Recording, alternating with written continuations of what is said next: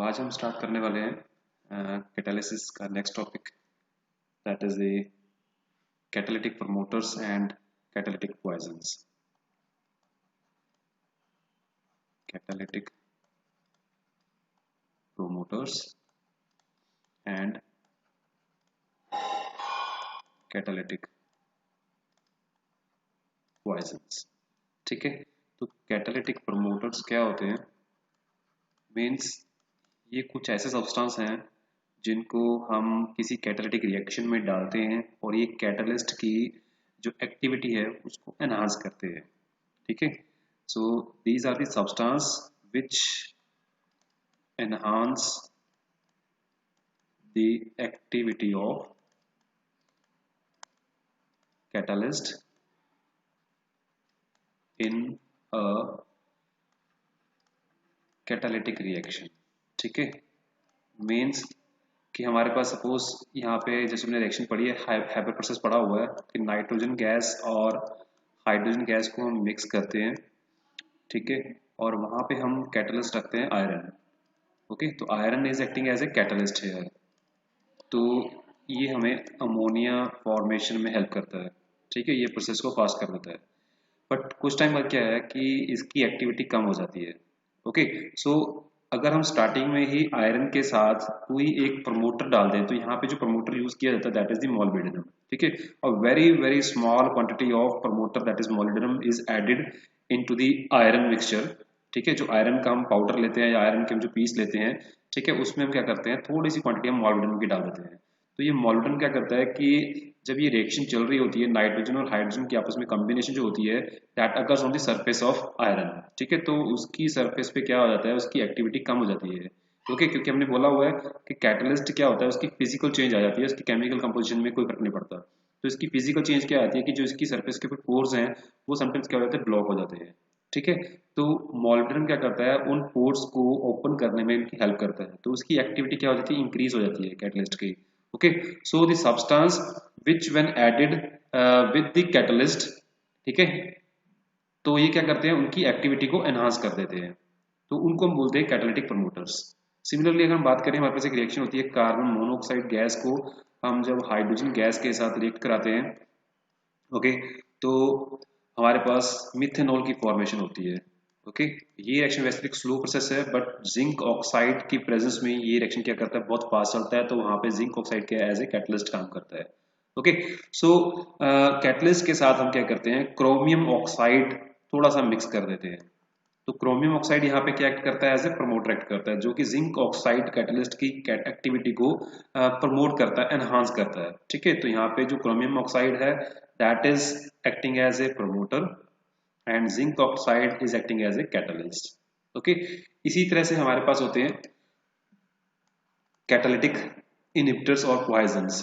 ठीक है, इनको हम पॉइजंस भी कह देते हैं और हम इनको कैटालिटिक इनहिबिटर्स भी कह देते हैं। ठीक है, नाम से पता लग रहा है, मीन्स पॉइजंस एक तरह से कोई जहरीले सब्सटेंस हो गए। जहरीले हम अपनी बॉडी की बात नहीं कर रहे हैं, ये हम रिएक्शन की बात कर रहे हैं, मीन्स जो रिएक्शन को स्टॉप कर दे, उनकी प्रोसेस को खत्म कर दे।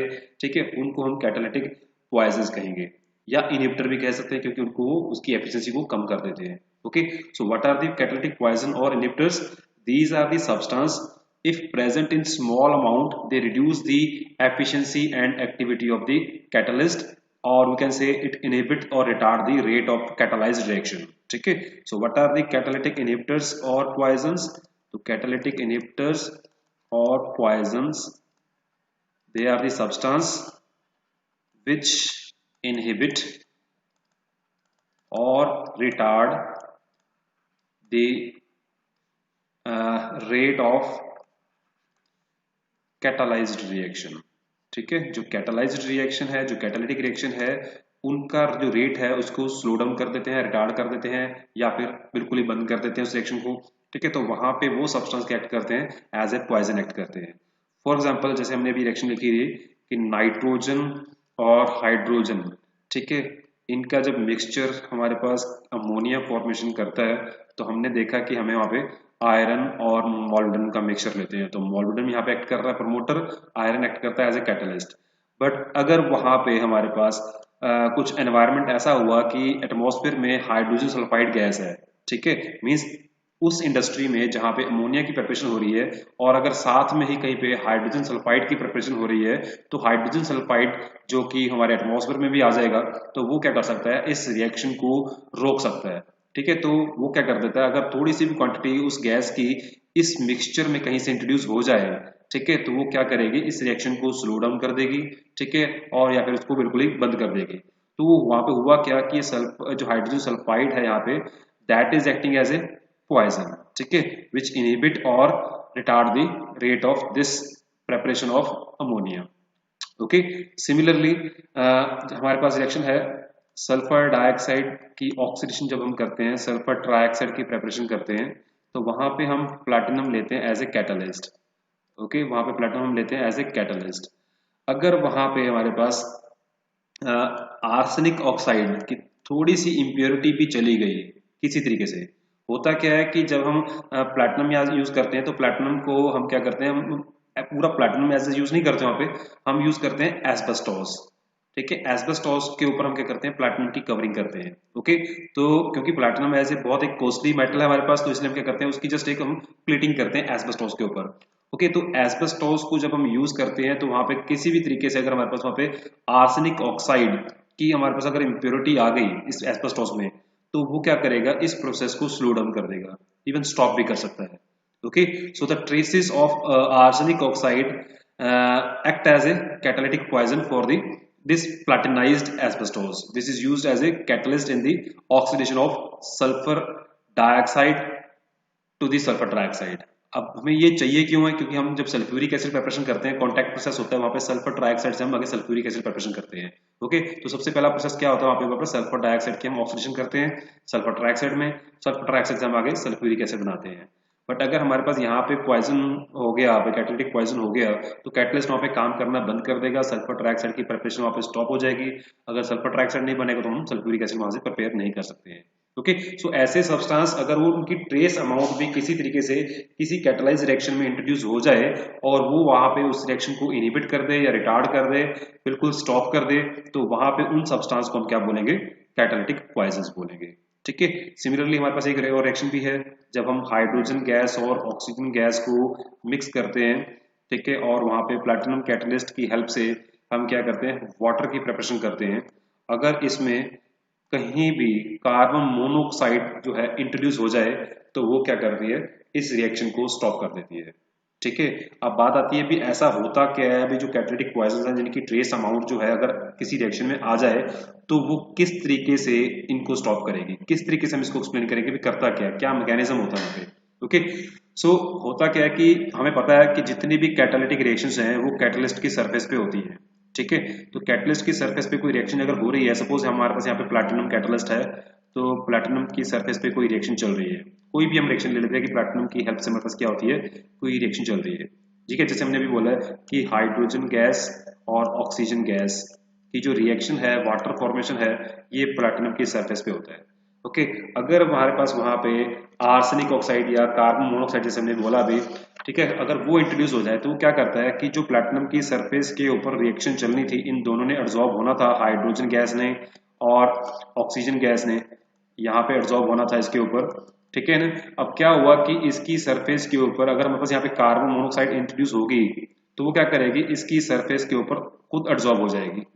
ओके, अब सरफेस के ऊपर एब्जॉर्ब हो जाएगी, तो मीन्स उसकी सरफेस क्या हो जाएगी, ऑक्यूपाइड हो जाएगी। There will be no free surface for the absorption of hydrogen and oxygen gas.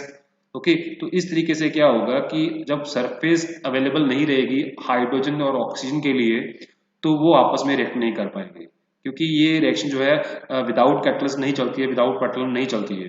फिर प्लैटिनम डालने से ये रिएक्शन क्या होती है, फास्ट हो जाती है।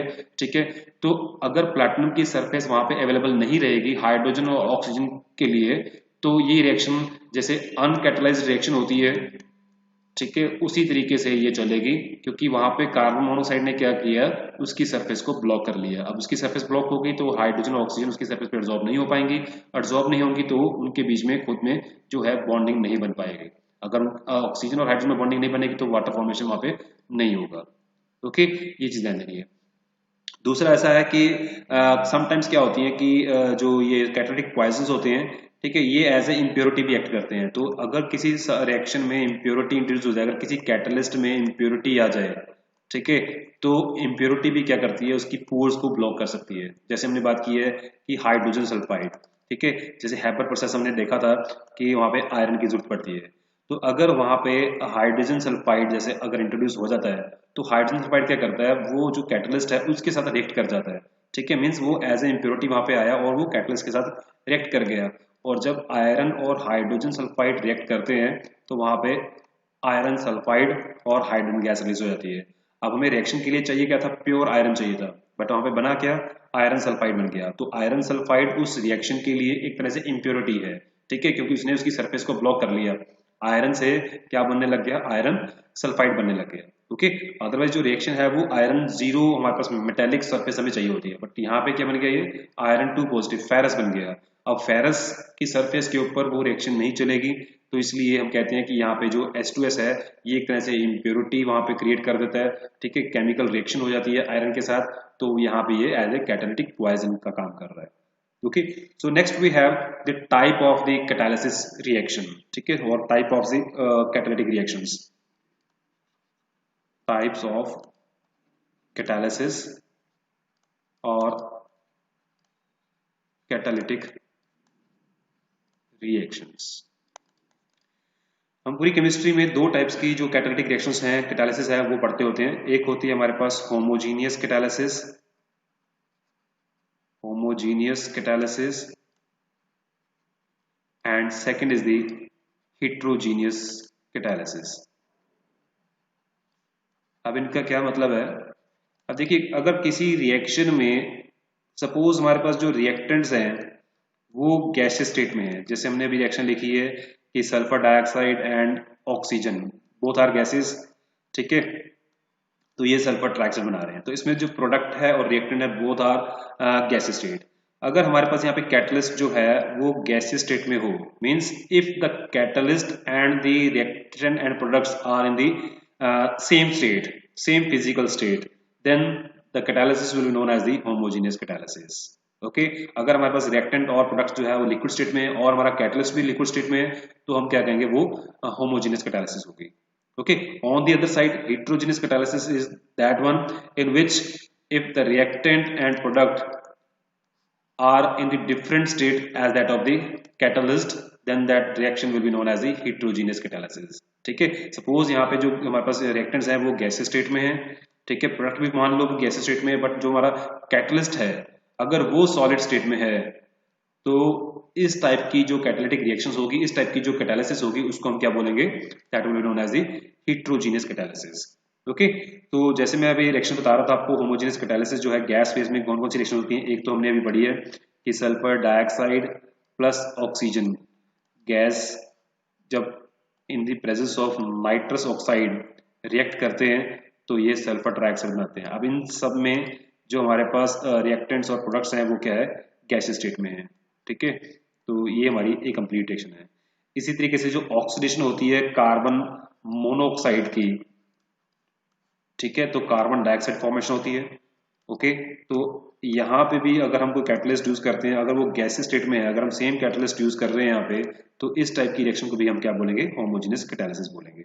ओके, जैसे ओजोन की डीकम्पोजिशन होती है, वो बनाता है ऑक्सीजन गैस, ठीक है, तो ये रिएक्शन भी हमारी क्या होती है, NO गैस की प्रेजेंस में हो सकती है। तो यहाँ पे रिएक्टेंट और प्रोडक्ट्स क्या है, गैस स्टेट में है, और हमारा कैटलिस्ट भी क्या है, गैस स्टेट में है, ठीक है। इसी तरीके से जो हमारी डीकम्पोजिशन है एस्टल्डिहाइड की, वो होती है आयोडीन वेपर की प्रेजेंस में, बहुत फास्ट रिएक्शन होती है, एक कैटालिटिक रिएक्शन है। तो यहाँ पे हमारे पास मीथेन गैस और कार्बन मोनोऑक्साइड गैस बनती है। तो ये रिएक्शन भी क्या है, हमारे पास एक तरह से होमोजेनियस कैटालिसिस रिएक्शन है। Okay, so next we have the mechanism of homogeneous catalysis, भी किस तरीके से होमोजेनियस कैटालिसिस रिएक्शंस होती हैं। तो होमोजेनियस कैटालिसिस की जो मैकेनिज्म है, that we explain in terms of a theory, ठीक है, उस थ्योरी का नाम है इंटरमीडिएट कंपाउंड फॉर्मेशन थ्योरी। ठीक है, जो मैकेनिज्म है हमारी होमोजेनस कैटालिसिस की, that we explain in terms of the intermediate compound formation theory. अब ये थ्योरी क्या कहती है? According to this theory the catalyst form a intermediate with one of the reactant, okay, and this complex reacts to form the end product. Means अगर suppose हमारे पास कोई reactant है, अगर वो कैटलिस्ट के साथ रिएक्ट करेगा और वहां पे क्या बनेगा, एक हमारे पास इंटरमीडिएट कंपाउंड फॉर्मेशन बनेगा। ठीक है, तो थ्योरी क्या कहती है कि जब भी किसी कैटालिटिक रिएक्शन में हम कैटलिस्ट डालते हैं तो वो क्या करता है, अगर हमारे पास वहां पे अकेला एक ही रिएक्टेंट है तो वो उसके साथ क्या करेगा, रिएक्ट करके एक इंटरमीडिएट फॉर्मेशन करेगा, और ये जो इंटरमीडिएट है ये फर्दर क्या आगे प्रोडक्ट में कन्वर्ट हो जाएगा। अगर हमारे पास क्या है, अभी एक से ज्यादा रिएक्टेंट है तो वहां पे जो कैटलिस्ट है that will react with any one of the reactant, okay, and it will form the intermediate. Now this intermediate further can changed into the product or it can react with the second reactant and form a product. और जब ऐसा कभी होगा, कुछ होगा, तो वहां पे प्रोडक्ट फॉर्मेशन के बाद हमारे पास कैटलिस्ट जो है वो रीजनरेट हो जाएगा। वो क्या हो जाएगा, रीजनरेट हो जाएगा। That's why we say this is a catalytic reaction. Okay, so अब जब कभी भी हमारे पास होमोजेनियस कैटालिसिस रिएक्शन होगी तो ये वहां पे क्लियर है, कोई भी रिएक्शन है चाहे वो हेटेरोजेनियस है चाहे होमोजेनियस है, कि हमारे पास जो कैटालिटिक रिएक्शन की जो एक्टिवेशन एनर्जी होगी that would be less than that of the uncatalysed reaction. ठीक है, वो कैसे, हमने पहले भी एक एनर्जी प्रोफाइल डायग्राम से इसको एक्सप्लेन किया था कि जो हमारे पास अनकैटालाइज्ड रिएक्शन होती है, suppose this is the energy of the reactant and this is the energy of the product, okay, and this is the threshold barrier, this is energy here and this is A progress of reaction. ठीक है, तो हमें पता है कि uncatalysed reaction में क्या होता है कि हमारे पास ये एनर्जी हमारे पास पाथ बनता है कि इसको क्रॉस करके रिएक्टेंट जो है प्रोडक्ट में चेंज होते हैं। ओके, तो मींस अगर हमारे पास कोई कैटलिस्ट है तो कैटलिस्ट क्या करेगा, इस थ्रेशोल्ड बैरियर को नीचे ले आएगा। ओके, जब थ्रेशोल्ड बैरियर को नीचे ले आएगा तो रिएक्टेंट मॉलिक्यूल्स को ये पाथ फॉलो करना पड़ेगा और ये क्या है, इजीली प्रोडक्ट में चेंज हो जाएंगे। Now if we compare the activation energy for the catalyzed and the uncatalyzed reaction, तो यहाँ से क्लियर होता है कि this is the energy of the activation energy of the uncatalyzed reaction and this is the activation energy of the catalyzed reaction। ठीक है, सो यहाँ से क्लियर है कि हमारे पास जो कैटालाइज्ड रिएक्शन है उसकी एक्टिवेशन एनर्जी क्या है, कम है as compare to the uncatalysed reaction. ठीक है, तो थ्योरी के अकॉर्डिंगली क्या होगा कि सपोज हमारे पास ये एक हमने रिएक्शन ली A प्लस बी, इसमें हमने कैटलिस्ट डाला और प्रोडक्ट फॉर्मेशन हुआ, तो थ्योरी क्या कहती है कि सबसे पहले क्या होगा, जो स्टेप 1 है उसमें क्या, अगर कैटलिस्ट क्या करेगा, that will react with either A और बी। सो सपोज हम यहाँ क्या मान के चलते हैं कि हमारे पास जो कैटलिस्ट है वो ए के साथ रिएक्ट कर रहा है। ठीक है, इसको हम दे देते हैं रिएक्शन नंबर 1। सो क्या कर रहा है, कैटलिस्ट स्टेप 1 में ए के साथ रिएक्ट कर रहा है और वहां पे एक इंटरमीडिएट फॉर्मेशन हो रहा है। सो यहाँ पे क्या बन गया, एक इंटरमीडिएट हमारे पास प्रोडक्ट फॉर्मेशन होगी। Okay, so this is a reaction number 2. Now in this step second, what is going to happen here? According to this theory, ये क्या कहता है कि जो intermediate है, either it will dissociate to give the product or it reacts with the second reactant to form the product। ठीक है, तो जैसे मैंने बताया था आपको कि क्या करेगा कि ये जो intermediate है या तो ये directly product में convert हो जाएगा, ओके, और वहां पे catalyst regenerate हो जाएगा, या फिर क्या होगा कि ये जो इंटरमीडिएट है ये सेकंड रिएक्टेंट के साथ रिएक्ट करेगा और वहां पे प्रोडक्ट फॉर्मेशन करेगा और कैटलिस्ट क्या रीजनरेट हो जाएगा। ओके, अब यहाँ पे हमारे पास ये जो स्टेप है, स्टेप 1 जो हमारे पास रिएक्शन नंबर 2 है, रिएक्शन नंबर 3 है, रिएक्शन नंबर 4 है, अगर हम इन सब की एक्टिवेशन एनर्जी की बात करें तो एक्टिवेशन एनर्जी जो है इन सब स्टेप्स की that would be lesser than that of the uncatalysed reaction. ठीक है, so in the presence of catalyst the formation of intermediate compound and its decomposition increase the rate of the reaction। okay, कैसे, क्योंकि एक बार हमारे पास जब intermediate बन गया, ठीक है ना, तो हमें पता है कि ये इजीली क्या है प्रोडक्ट में कन्वर्ट हो सकता है। क्यों, क्योंकि अगर हम देखते हैं कि ये जो हमारे पास जो एनर्जी डिफरेंस है that is less as compare to this, means अगर वापस भी जाना है तो उसे इतनी ज्यादा एनर्जी वहां पर रिलीज करनी पड़ेगी, अगर इसको प्रोडक्ट में जाना है तो उसको कम एनर्जी रिलीज करनी पड़ेगी।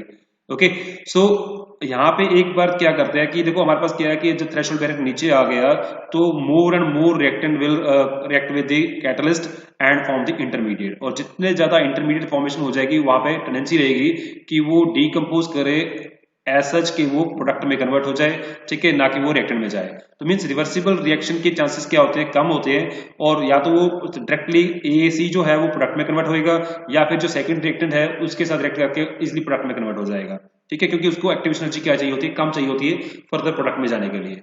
ओके, सो ये है हमारी जो इंटरमीडिएट जो कंपाउंड फॉर्मेशन थ्योरी है, वो ये कहती है कि सबसे पहले क्या करता है कि जो कैटलिस्ट है तो वो सबसे पहले क्या करेगा, किसी एक रिएक्टेंट के साथ रिएक्ट करेगा, वहां पे इंटरमीडिएट फॉर्मेशन होगा, तो वो इंटरमीडिएट फर्दर या तो खुद प्रोडक्ट में चेंज हो जाएगा और कैटलिस्ट रीजनरेट करेगा, या फिर दूसरे रिएक्टेंट के साथ रिएक्ट करके वो प्रोडक्ट में कन्वर्ट हो जाएगा। और यहाँ पे बैकवर्ड रिएक्शन जाने के चांसेस क्या होते हैं, बहुत ही कम होते हैं, ठीक है। तो ये हमारी जो थ्योरी है that is known as the intermediate compound formation theory. अब हम बात करते हैं कुछ रिएक्शंस की, इनके मैकेनिज्म यहाँ पे डिस्कस करेंगे। तो सबसे पहले मैं डिस्कस करने लगा हूँ यहाँ पे mechanism of oxidation of sulphur dioxide, oxidation of sulphur dioxide in the presence of NO, ठीक है, ये गैस है, यहाँ पे ये कैटलिस्ट काम कर रहा है।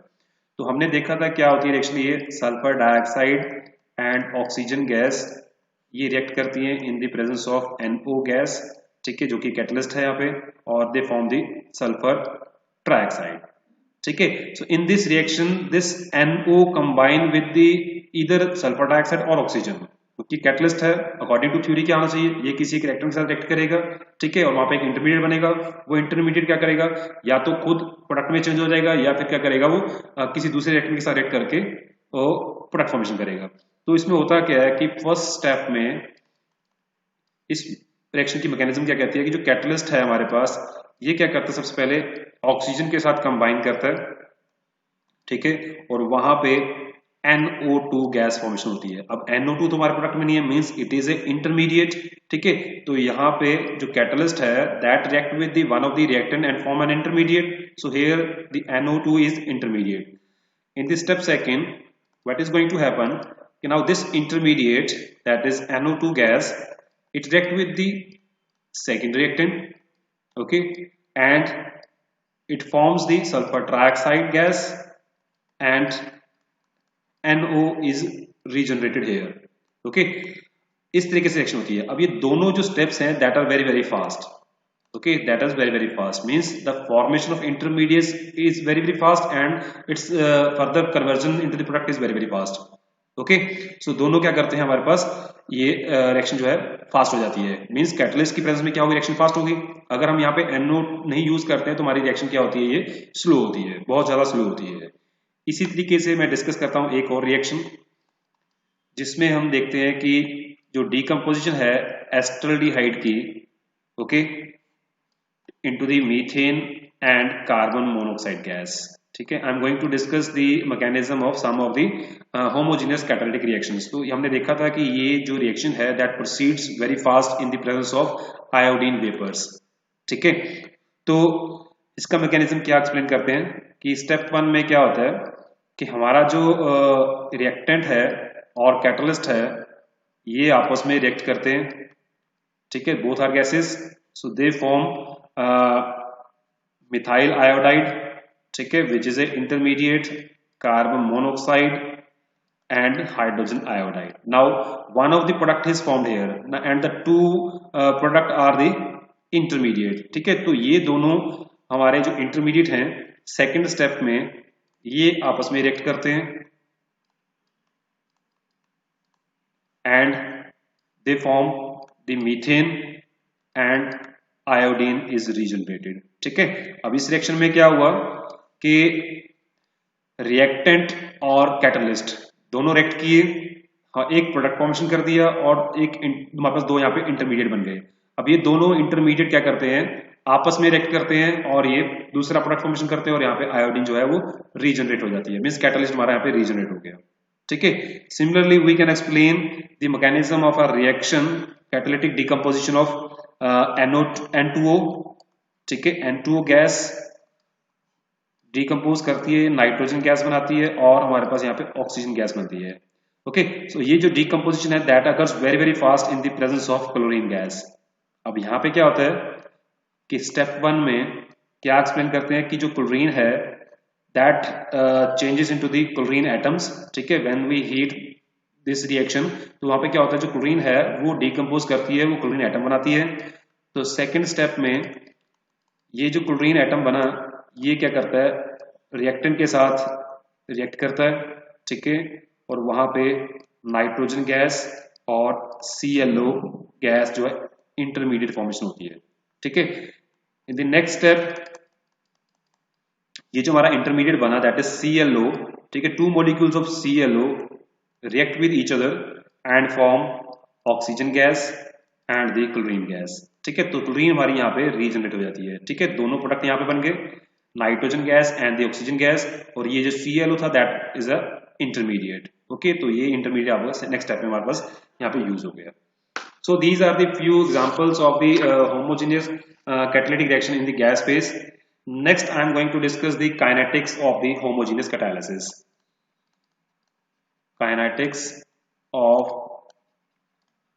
homogeneous catalysis. तो suppose हमारे पास एक reactant है and that is changing into a product, ठीक है। तो ये कैटालिटिक रिएक्शन है सपोज, तो वहाँ पे क्या करेंगे, हम एक कैटलिस्ट डालेंगे, तो suppose C is a catalyst. तो सबसे पहले हमें पता है भी क्या बनेगा, एक हमारे पास यहाँ पे इंटरमीडिएट फॉर्मेशन होगा, let it be X, okay. So अगर ये रिवर्सिबल रिएक्शन है तो मीन्स वहाँ पे जो रेट ऑफ फॉर्मेशन है उसका जो रेट कांस्टेंट होगा दैट इज K1, और ये हमें पता है कि जो इंटरमीडिएट होता है ये डिकम्पोज करके वापस भी जा सकता है, तो अगर ये डिकम्पोज करके वापस जाएगा तो उसका रेट कांस्टेंट क्या है, दैट इज K2, ओके। और क्या हो सकता है कि ये जो इंटरमीडिएट बना that can change with the product and catalyst can be regenerated, okay. So here it will be the K3 that is the rate constant. So the rate equation for the catalyzed reaction is given as the dP by dt. We are now writing the rate of reaction in terms of the product formation. So that's why we write the dP by dt. So here it is a plus sign. Okay. So it is given as the Kc, C concentration of catalyst and the concentration of reactant. So I have written here the Kc because of this is a rate constant for the catalyzed reaction. Okay, so it is known as the catalytic coefficient. So this equation shows that the rate equation depend upon the concentration of catalyst and the concentration of the reactants. Means जो भी catalyzed reaction होगी, homogeneous catalyzed reaction होगी, वहां पे जो rate होगा that will depend upon the concentration of the catalyst, ठीक है, concentration of the catalyst के ऊपर जरूर डिपेंड करेगा। फॉर एग्जाम्पल यहाँ पे हमारे पास एक एग्जाम्पल है